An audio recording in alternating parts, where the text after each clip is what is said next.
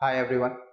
After seeing the for loop, now let's look at the range function with for loop.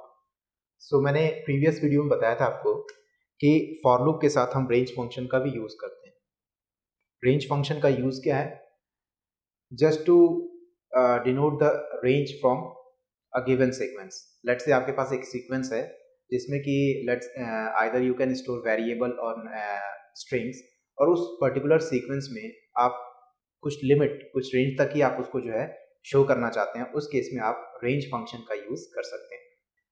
Okay, so it is mostly used in for loop, लेकिन हम for loop के अलावा भी use कर सकते हैं क्योंकि एक बेसिकली फंक्शन है, तो फंक्शन को आप कहीं पे भी यूज कर सकते हैं, लेकिन मोस्टली हम फॉर लूप में यूज करते हैं। For loop is used to generate a sequence of numbers using range function. तो अगर आपको सीक्वेंस ऑफ नंबर्स को जनरेट करना है तो उसके लिए आप रेंज फंक्शन का यूज कर सकते हैं। It can be combined with the length function. तो लेंथ फंक्शन आप जानते हैं, अगर आपको किसी पर्टिकुलर सीक्वेंस की लेंथ फाइंड करनी है, लेट्स से अगर किसी सीक्वेंस में 5 नंबर्स है, तो अगर आप उसकी लेंथ फाइंड करना चाहेंगे तो कितना रिजल्ट आएगा? 5 आएगा। तो अगर आप लेंथ फंक्शन को रेंज फंक्शन के साथ यूज करते हैं तो it can be use through a sequence of indexing.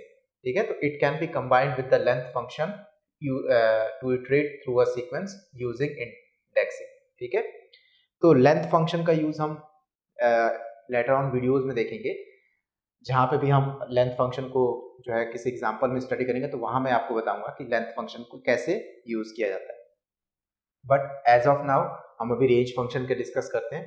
Range function के जो सिंटैक्स है उसको दो तरीके से लिखा जाता है। फर्स्ट, रेंज फंक्शन और ब्रैकेट में आप स्टॉप मीन्स कहाँ तक रेंज को जो है नंबर्स में कहाँ तक इसको यूज करना चाहते हो, तो मैक्सिमम जो लिमिट होगी स्टॉप होगा वो आपको ब्रैकेट में प्रोवाइड करना पड़ेगा। ठीक है, तो स्टॉप के लिए यहाँ पे 2 कंडीशंस है। Condition for stop,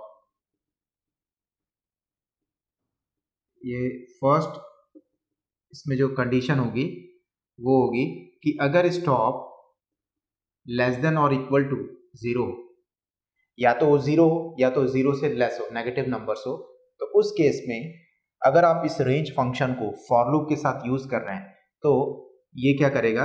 empty sequence return करेगा। ये आपको ध्यान रखना है रिजल्ट के तौर पे, मतलब आपको आउटपुट में कुछ भी नहीं मिलेगा, सीधे एम्प्टी। ओके, बट अगर स्टॉप की value, if stop is greater than 0, अगर वो पॉजिटिव वैल्यू है, देन आपको जो है पर्टिकुलर सीक्वेंस जो है वो प्रोवाइड होगा टिल टिल आपको मिलेगा स्टॉप -1। ठीक है, तो स्टॉप -1 तक आपको जो है वो सीक्वेंस आउटपुट में शो हो जाएगा। तो ये 2 कंडीशन आपको ध्यान रखनी है कि स्टॉप अगर 0 है या नेगेटिव है, then the particular for loop returns empty sequence, otherwise the for loop returns a sequence till stop -1। Okay, इसको हम एग्जांपल से भी अंडरस्टैंड करेंगे। But the second condition is, जो सिंटैक्स है, सेकंड सिंटैक्स में आपको 3 वैल्यूज प्रोवाइड करनी है। एक तो स्टार्ट, आप कहाँ से स्टार्ट कर रहे हैं उस सीक्वेंस में। सेकंड इज कहाँ तक आप उसको यूज करेंगे, प्रोवाइड करेंगे, तो स्टॉप होगा। And the last is step, आपको कितना इंक्रीमेंट करना है। जैसे लेट्स से कि अगर किसी सीक्वेंस में हमारे पास 10 वैल्यूज है और मैं फर्स्ट से स्टार्ट करना चाहता हूँ और मैं लेट्स से 5 पे स्टॉप करना चाहता हूँ, तो मैं इंक्रीमेंट कितना करूंगा? अगर मैं 1 का इंक्रीमेंट कर रहा हूँ तो मुझे फर्स्ट, थर्ड और फिफ्थ वैल्यू शो होगी। अगर मैं लेट्स से 2 का इंक्रीमेंट कर रहा हूँ तो मुझे फर्स्ट और फोर्थ वैल्यू शो होगी। तो ये इंक्रीमेंट पार्ट को शो करता है। यहाँ पे भी आपको स्टेप के लिए कंडीशन है, condition for step, condition for step. First condition ये है कि अगर स्टेप आपने डिनोट ही नहीं किया, लेट्स से आपने स्टेप मेंशन ही नहीं किया, तो उस केस में क्या होगा? पाइथन इंटरप्रेटर एज्यूम कर लेगा इसकी स्टेप की डिफॉल्ट्स 1 पे। ठीक है, तो अगर आप स्टेप प्रोवाइड नहीं करते हैं तो बाय डिफॉल्ट क्या करता है वो? इफ नो स्टेप, तो डिफॉल्ट जो है 1 एज्यूम कर लेगा पाइथन इंटरप्रेटर। ठीक है, डिफॉल्ट 1 मतलब हम एक एक के इंक्रीमेंट कर रहे हैं, स्टेप को 1 बाय 1 इंक्रीमेंट कर रहे हैं। और अगर आप 0 स्टेप मेंशन करते हैं, स्टेप मतलब 0 से इंक्रीमेंट हो, तो उस केस में जो है आपको पाइथन इंटरप्रेटर जो है एरर शो करेगा, इफ 0 स्टेप। ठीक है, तो उस केस में एरर शो होगी। अंडरस्टूड। एंड जीरो, और आपने या तो जीरो किया तो एरर शो होगी, या फिर आपने जो है स्टेप मेंशन नहीं किया तो उस केस में बाय डिफॉल्ट 1 एज्यूम करेंगे। उसके अलावा जो भी नॉन जीरो वैल्यूज होगी उसके अकॉर्डिंग पाइथन इंटरप्रेटर क्या करेगा, उसे इंक्रीमेंट करेगा सीक्वेंस के अंदर। Okay, so this is the particular syntax of range function. अब हम एग्जांपल देखते हैं।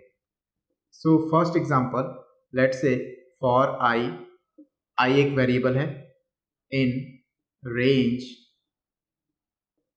1 to 6।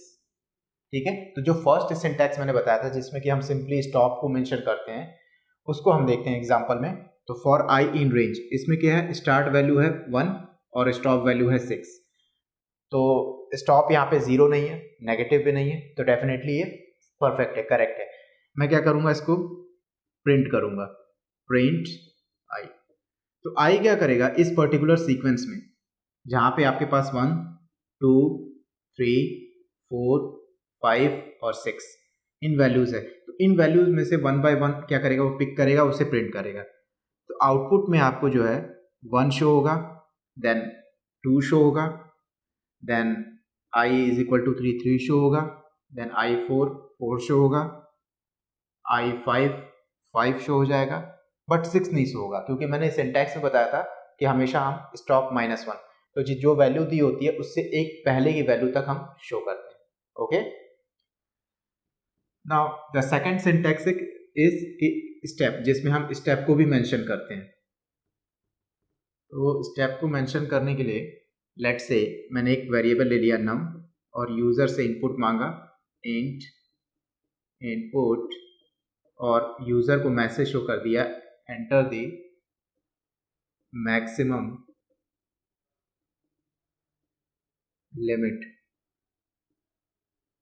Enter the maximum let's say limit. Okay, now for I in range 1 to num+1, और स्टेप में मैंने दे दिया यहाँ पे लेट्स से 1, ठीक है, और लेट्स से 2 स्टेप दे दिया 2, ठीक है, and then what happen, print I. ठीक है, तो इस बार मैंने क्या किया, यूजर को एक मैसेज शो किया एंटर द मैक्सिमम लिमिट, और वो इंटीजर में होना चाहिए। तो आउटपुट में आपको शो हो जाएगा एंटर द मैक्सिमम लिमिट।